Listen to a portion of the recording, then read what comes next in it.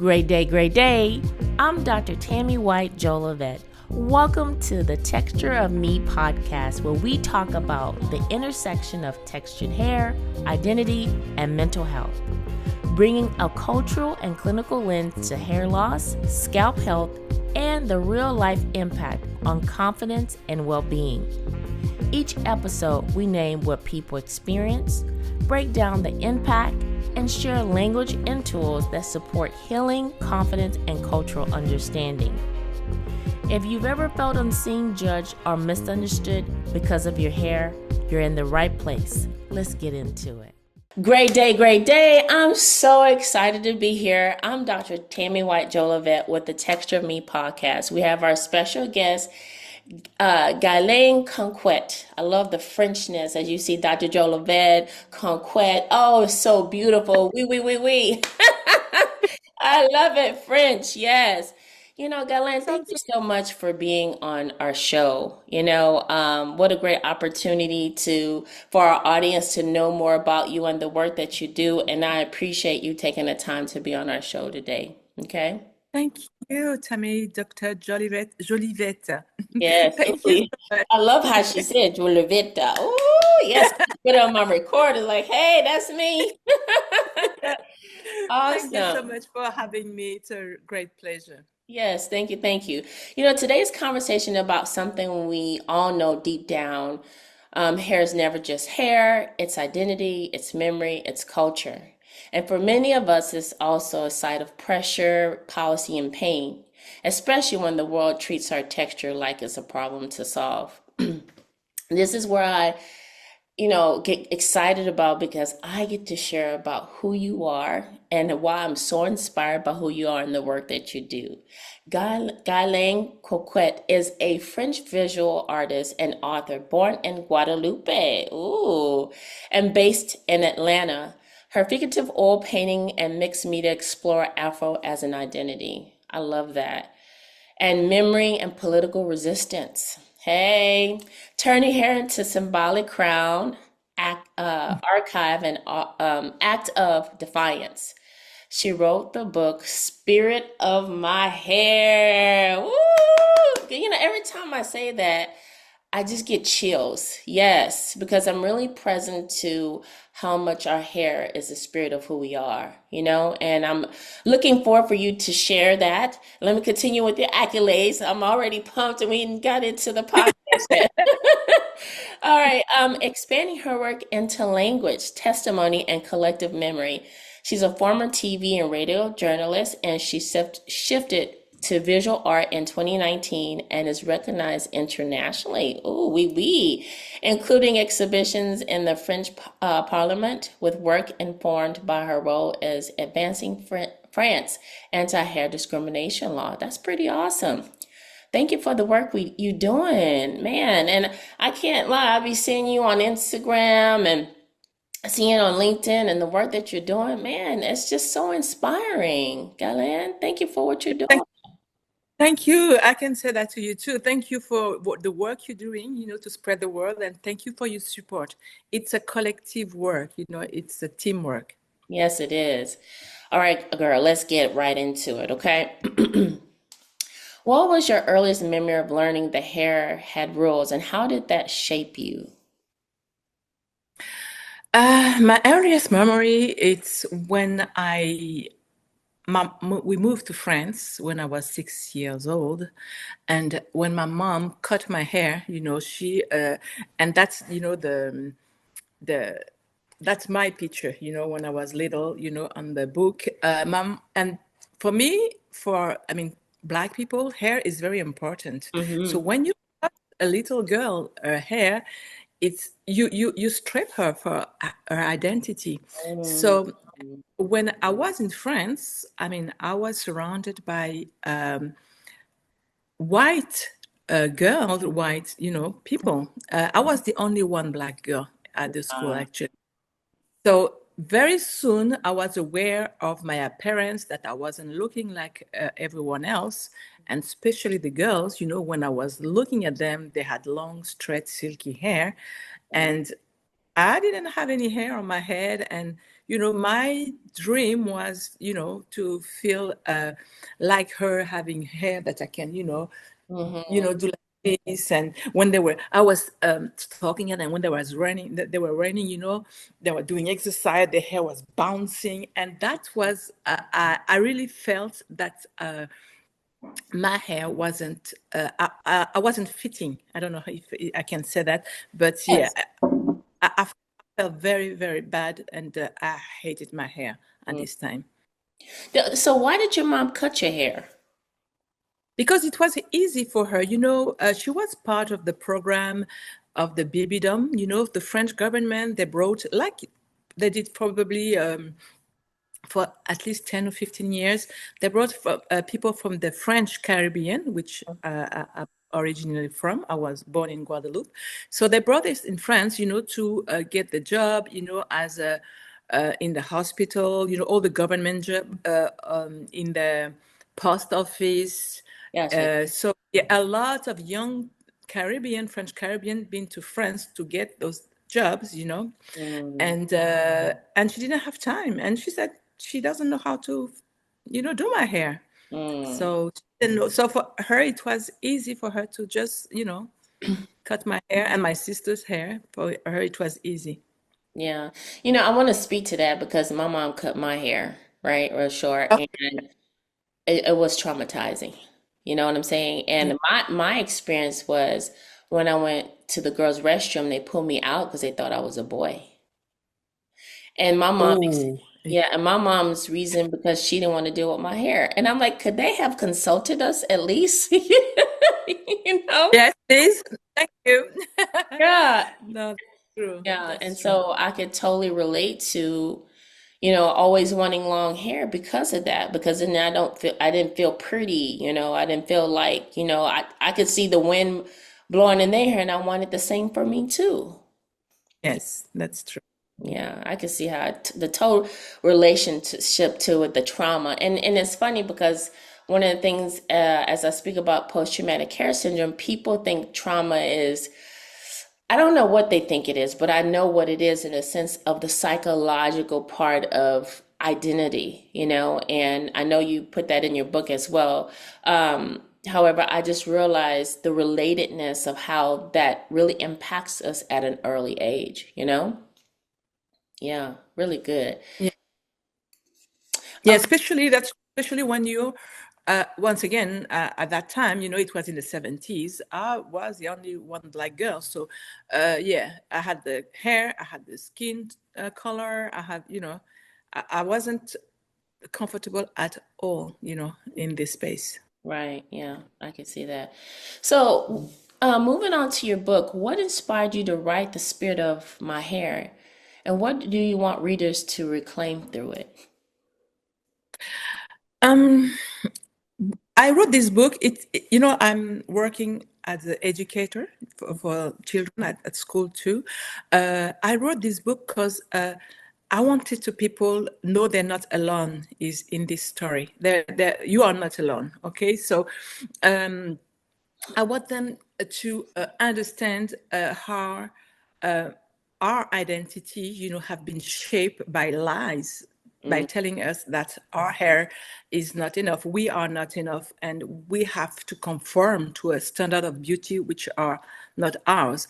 So writing this book for me, it's like when I'm painting, it's like my art. It's like you're healing. You mm, tell your truth. You tell what you feel, and I wanted people to know also. There's a part of history in this book because I was shocked when I learned that my hair was beautiful, that my was mm, powerful. I was impressed that to know that my ancestors hair can tell what status you are, where you're from, your tribe. Hair has a huge significance, meaning, spiritual meaning too. mm, So I wanted to share this story, what I learned, to the people who are following me, and of course they're mostly in French and in the Caribbean, but I wanted to share this story, and it was a way for me to say, hey, I'm here. now, and acknowledge what I went through. It Mm, took me almost 40 years to mm, understand and to accept my image. That was a journey, who was a very long journey. So yes, it's a way to say you're not alone in this journey. mm. I really, really love that, giving people permission to love themselves fully, and Yeah. as much as hair is not recognized as a beauty factor, and it is and as far as mental health that I see as my research, right? And I love that you speak to people in your book as far as reclaiming their beauty, reclaiming their love and their uniqueness. And that's what you saw for yourself in the book. Wow. Yes. Yeah. That is just, did you want to say more about that? Anything more you wanted to say about that? Yes, I would like to say that. So there's a part of history in the book, because for me it was important that what I learned, I wanted to share it with other people. I'm talking about the work that you're doing, Dr. Jolivette, too, because mental health, it's real. I mean, health issue is very real. How can you not learn? How can you not love yourself? How can you look yourself in the mirror and say, I'm ugly, just because your hair is not confirmed? Your hair is not. How, I mean, how a person have to wake up in the morning and say, hey, I need to wear a wig. I need to wear extensions to be pretty, to be accepted. Mm, This is deep. This is, I mean, for me, that was very a revelation. And reclaiming who I was mm, took me a long time. mm, And so, yes, this book is really about identity. It's about history. It's about mental health. And it's also about the harm that, we do to ourselves just to look like somebody else. mm. I think about where what you're sharing, how Afro hold an identity and memory, and personally and culturally and generationally. Because when I think about the journey, because there's so many similarities, like you and I share in that, and the mental health component of it, it's just so moving that you wrote a book to say the spirit of my hair. Like, I mean, every time I say it, Guylaine, I could just feel the chills in my body. And this is a way of giving voice to our hair and our beauty. Yes. Because I remember when I went through my journey, I don't know if you know that, but I went through like crying, looking at myself in the mirror. I did a podcast with someone, and I shared the story where only reason why I really decided to go fully natural without flat iron my hair was because I had a client tell me, hey, why don't you wear your hair natural? And I was like, could you stay in your own lane? Like, like stay over there. Like I'm good the way I'm doing it. And it really had me to question that, why haven't I? And when I Yeah. decided to do it, Guylaine, I cried. I couldn't see myself in the mirror. And it wasn't a point that I even called myself ugly, but I didn't think I was pretty. What's that? You know what I'm saying? And, I'm just so grateful that you wrote your book because it gives people, like I said, permission to be able to relate to the journey, right? Mhm. To relate to the hurt, the pain, and to say, girl, you can heal from that. You can love yourself now. Wow. But Dr. Jolivet, what is powerful and what is very, I mean, the people who taught us that we were not pretty with our natural hair. So I'm from France. Hmm. So either from France, either you're black, from Brazil, from Africa, we all have the same issue. How can we are the only one ethnic in the world Hmm. who had been asked to change their hairstyle? You would never ask an Asian person to change their hair texture just to conform or to get a job. Right. We are the only one, black people, we are the only one people in the world who, change who we are, our identity just to conform. So this is not a American thing. This is not our thing. This is a global issue. Hey, a quick pause here.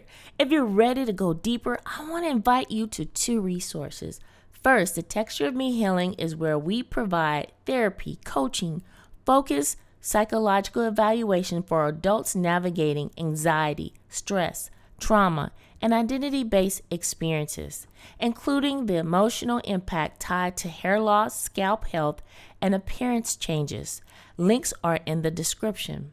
Second, my book, Tangled Emotions, The Hair and Healing Guide, is available now. It offers clear definitions, real life experiences, and supportive next steps to help you name what you're experiencing with compassion and clarity. Now, let's get back to the episode. That's really valid. And that's the thing why it's such a big deal, right? Yeah. And Yeah.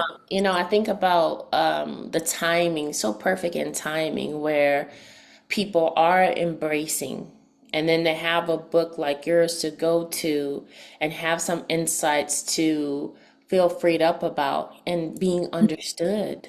You know, Yeah. man, this is so juicy. We could talk about this all day. Um, Okay. That's I know it's like when I have these podcasts, I make sure I have put a timer because we could be all day talking, it. right? Awesome.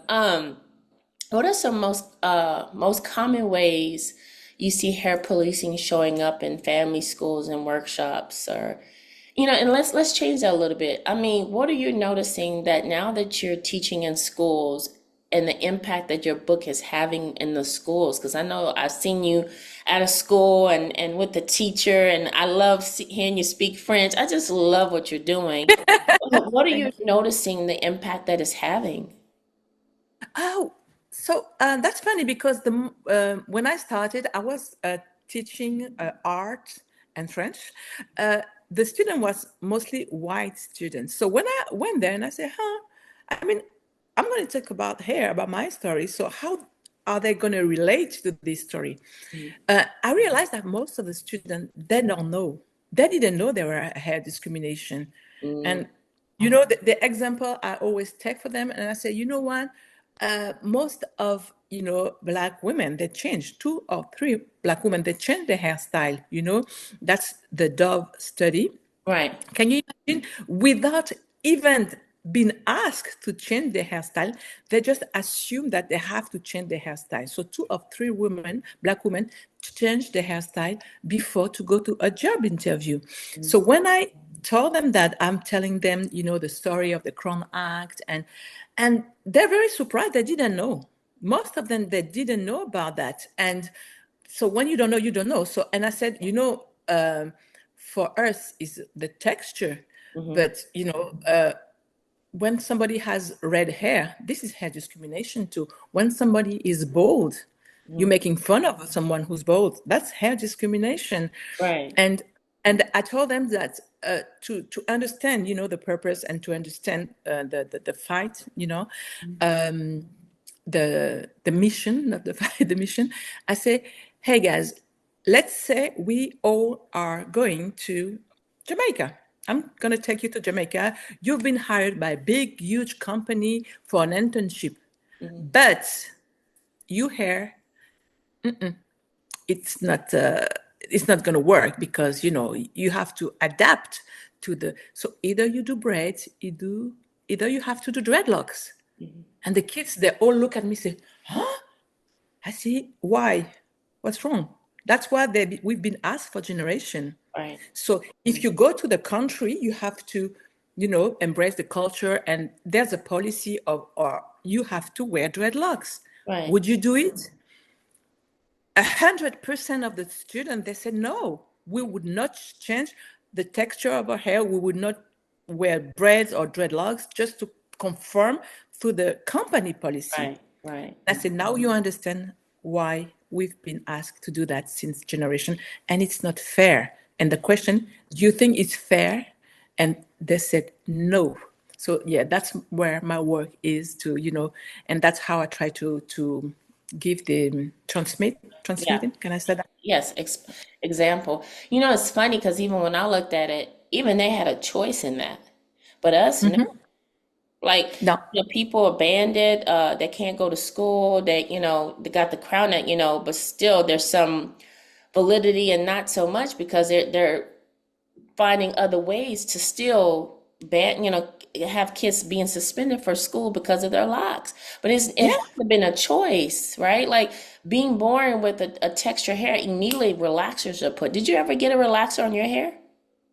Oh yeah. I've been Oh, that's relaxing my, yeah. that's right. Yeah. I was on television for uh, 30 years, 20 years, 25 years. And that's where the, I switched Mm, when I was on television. And that's why I was really traumatized because I wasn't used to appear on television with my natural hair. right. And that's really a turning point for me. Mm.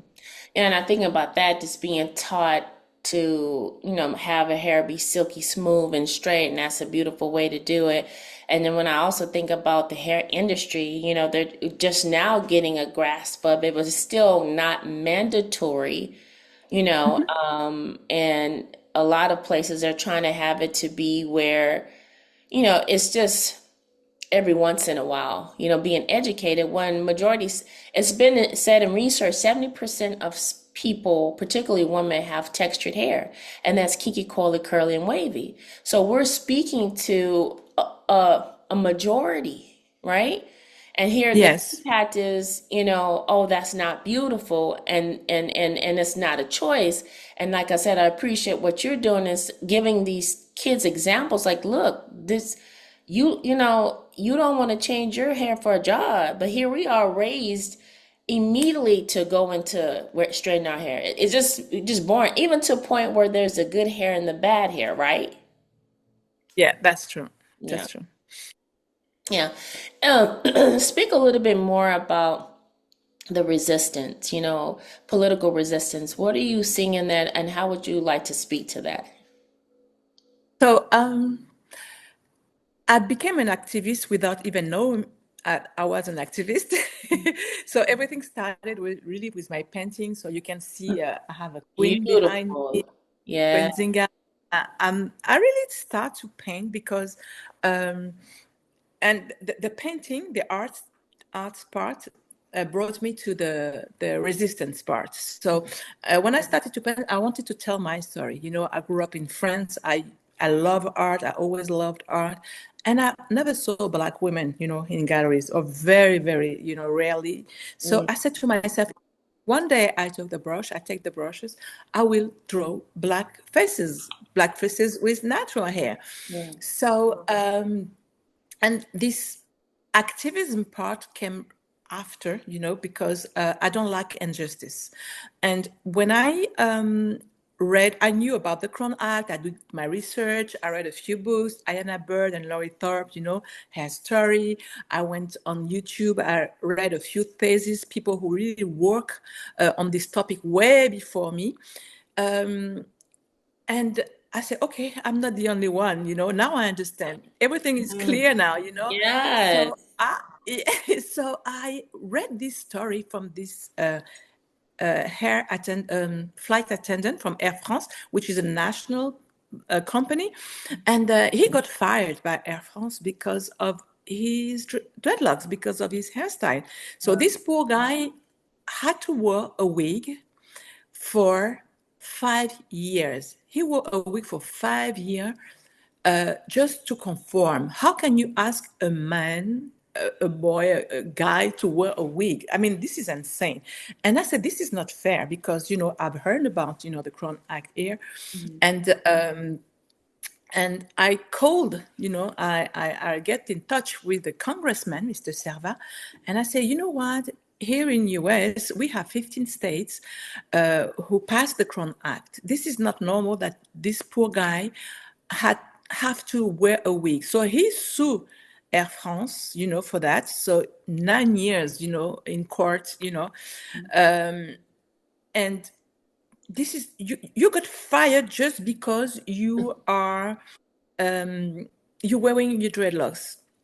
So Mr. Serva, of course, he laughed at me at first. He said, "Oh, come on, Guylaine, what are you talking about?" And I said, "No, because can you imagine? This is how stressful it can be, traumatizing for a poor Right. guy to Right. wear every morning when you go to work. You have to wear a wig to go to work, and he listened to me, but I also, and that's what I'm talking, when you find your tribe, you're working together. And Mhm. I say, okay, I'm an artist, I'm a journalist, I am not a lawyer. And that's where I, get in touch with Professor Wendy Green. And I ask her, hey, you helped to pass the Crown Act here in US, in California. You helped to draw the Crown Act, the bill. Can you please come to France and help us? And and she said yes. She's Professor Green. She's always, Love her she's so much. amazing. She's awesome. And we worked together, and she explained to us. And the French Constitution is not like the French, the American Constitution. So we don't have race in France. We don't have race. We don't have black. We don't have Latino. That Wow. does not exist in our Constitution.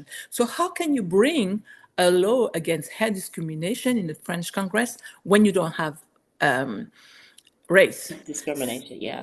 So, Yeah. so Professor Green helped us. So you will find in my book the story how we brought this bill, and the bill has been passed in 2014. So I've been an advocate. I mean, I wasn't mean to be an advocate, but I don't like injustice, and I said no. I have to fight for that. So I went to get the good person. I checked the in London, they have the World Afro Day. So I reached out to Michelle de Leon and I asked her what she was doing. So I, bring all the document. I'm a journalist, so I brought Right, all right, the girl. You know what you're documentation. doing. I love it. Get it, Guylaine. Get it. Yes, I So love I it. brought all the data. I said, here, this is what happened in the world with our hair. This is a real issue. This is not joke. This is not just a fancy thing. Hair is not just aesthetic. Hair is my identity. Hair is economic too, because there's a disparity. So I Right. told him how we have to spend a lot more money than anybody else, to fix our hair. Yeah. Hair is my history. You strip me from my identity when you force me to hide myself. Yeah. Hair is okay. So there we go. There, and we went to the French Congress with this bill. So yeah, it passed in 2024, the March 28th. So that's how I became, without even no an advocate and. Yeah, I love that. Yeah, and I love how, as you shared how you brought everything together and your advocacy came from your passion. That is just so beautiful. And you're right, we're not alone, but sometimes I know we feel like we are. You know what I'm saying? So I appreciate Dr. Wendy when she brought us all together like she did. That was really, really awesome. Dr. Wendy Green. And yeah, man, all that you shared, like, wow. Now I see how everything came together as a collective. You know what I'm saying? Yeah. And being Yeah, the, it was being the sorry. being a stand for that. Yes, but the more, so it wasn't that easy to go to the French Congress. Can you imagine a bunch of white men listen to you talking about your hair? Of course, they didn't take you seriously. But what is important, it's when you have data, when you have that you can prove that what you're saying, it's true. When you have testimony, people who are very who had been discriminated for the hairstyle. They didn't know, that exists. So that's why we had to push, and that's why I fought so hard. And I'm a very stubborn person. So no, when I want something, I say, hey, we have to go there. I know this bill has to pass. So I harassed the congressman, and I said, we have to do something. But I wasn't alone. It was really a teamwork. Yeah, that's awesome. Thank you so much for that. If you could leave listeners with one message to reclaim their crown, what would that be? It will be take your time, because often people they've been not criticized. There's what I call them sometimes. There were a girl who posted something online recently because she wanted to wear a wig, and she didn't want to be forced to become natural. And there's the natural Taliban team. And I said, no, because you have to go on your pace. So if I want to leave something, really, you have to do it at your pace. It took me 40 years, and I didn't do it because I was brave. I Mm, didn't do it because I just woke up one day and I said, "Hey, I'm going to become natural." It's because I have health issue. mm, I was forced to do it. So take your time, and you're going to reclaim your identity, mm, and you're going to it's going to be good for your health, mm. good for your mental health, good for your hair is going to say thank you. And yes, that's what I wanted to share. Take your time. If you haven't been to the natural statement, yes, yet. How can I say that? I- If you haven't reached the natural, That journey, right? how do you Because say, it's a journey. journey? Yeah, Yeah. take your time. Some people it can take 1 month. Some people it can take 10 years. It took me 40 years. So yeah, Mm, go on your pace, yeah. and the journey is not never finished. Mhm. Yeah. And I thank you for mentioning that. I think that's a key component that people don't speak on. It is a journey, People think going natural is a quick fix, you know. And, speaking to that, like I think I know when I went through my journey, it didn't happen all of a sudden. It took Mhm. like this, I think it was like this one day when I saw myself newly and I fell in love with myself. But it was a love that I didn't even know was missing, Guylaine? Yeah, I know. I know. And So yeah, and then they can't tell it, you nothing about your hair. Now you be like, what? What? yeah, that's true. So yeah, it's a journey, and he took us a long time. I don't know, probably 40 years, to 400 years, Mhm. to understand that you are beautiful with your natural hair. You are gorgeous. You don't have to hide, and just be yourself. Yes. Well, Guylaine, thank you so much for sharing your truth, Merci. yes, Thank you. merci beaucoup. Your generosity. This conversation reminds us about reclaiming our hair, and it's often reclaiming our voice, our visibility, and our right to belong without shrinking. I really appreciate the work that you're doing, and I know you have more that you have going on, which I'm really excited about it. Could you Yes. please let us know where we can find you, your social media handles? Yeah, so I would like to thank you, Dr. Jolivette, really for what Jolivette, for what you're doing, the work you're doing, and we need, those platforms to express ourselves and share the message that we're sharing. So thank you so much for supporting me. I saw all your likes on my post. Yes. Thank you so much. I'm full of gratitude, for what you're doing, and keep going and doing this great job. So to reach me, it's Guylaine Conquet. So Guylaine, and my arts. It's just afro.com if you want to see my piece of art, what I'm doing. Just hypothen afro.com, or just afro on the social media. But if you type my name on Google, you will find me very easily. Mm. And the book is Guylaine Conquet. If you can, have the book on Amazon and all the platform too. Oh, wow, that's so awesome. Merci. I love because I didn't even know you had a website for your artwork. So I'm gonna get on that today. So it's just afro.com. Is that correct? Yes, for the artwork. Yeah. Yeah, beautiful. Well, Galen, thank you. Merci. Yes, thank you so much for being on the show. And hey, the door is open. Let's talk again. And just they know where to find you. Please get the book, The Spirit of My Hair. It's an awesome book. And I love that the Yeah. advocacy and the work that you're doing is really making a difference in the world. So Uh, we. just one more thing for the book. Yes. All the benefits of the book, all the benefits goes to my nonprofit association, because I need to go to the Congress now. So we need, fund to push the advocacy. So all the benefits goes to, the What's the name to of to your up nonprofit to the Senate. organization? Just Oh, that Afro. is a Just nonprofit organization. Yeah, it's a non-profit, yeah. And I'm doing some classes for the kids for free also, Okay. free classes. And yes, most of the benefits goes to the research, and we need to go to the Senate And if the bill is passed to the Senate, we will be the first country in the world to Mhm. pass a bill for hair discrimination. So that's what I'm fighting for now. Thank you. Thank you. You're welcome. And is that in France, you're saying? That's what you're fighting for in France? Yes, in France. Yes. I'm Ooh, fighting here too, but you know. yeah. That's so awesome. Congrats, congrats. We'll have to talk later. Yeah, the nonprofit Yes. organization. Okay, for sure, for sure. My head is already thinking all these ideas, but we'll talk that on the side anyway. Yes. I'm Yay. Thank you so here. much Thank you. again. Yes, and Merci. you Thank know where you. to find her and just the work that she's doing. Awesome, awesome. All right, till next time, see you soon. Bye. See you, Dr. Jolivette. Bye-bye. Thank you so much for spending time with us at The Texture of Me.